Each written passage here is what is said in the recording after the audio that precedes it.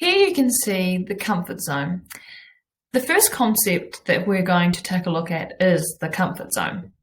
You've probably heard of the comfort zone, but never really considered how big your zone is and whether you're prone to staying within it. Here, there's 3 layers. One is where you feel comfortable. This is where you're able to fully be competent in what you do. Things are safe, you feel secure. It is a job that you can do with your eyes shut. Your routines of life where you know exactly what you're doing. You might feel slightly challenged now and then, but there's nothing that you can't easily handle.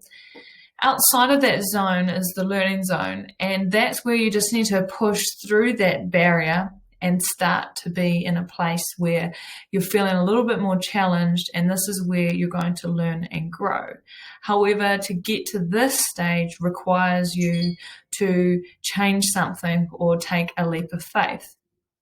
When you're invited to step out of this comfort zone or pushed outside, many people actually react with resistance. Resistance meaning not wanting to engage or putting up walls or barriers or excuses not to change or do something. Resistance.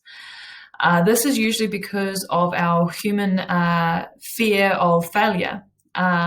So when you look more deeply, it comes from a desire to be accepted, liked, and even loved.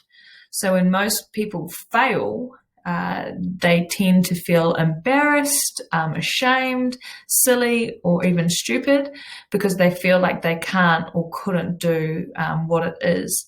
But actually, that is where you're going to change and lessen your stress in your life. So it is understandable if at work or any area of life where there is a change, people will react with that resistance. Because change is unknown. And if you don't know whether or not you can do something, you're going to have that fear of failing. So you can have fears over anything.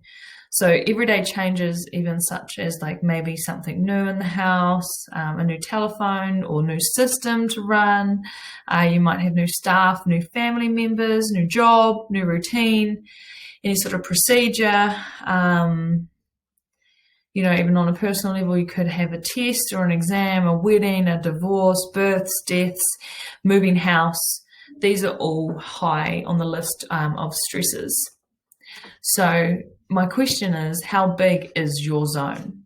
And are you resistant to change? If you're resistant to change, chances are you are causing yourself stress.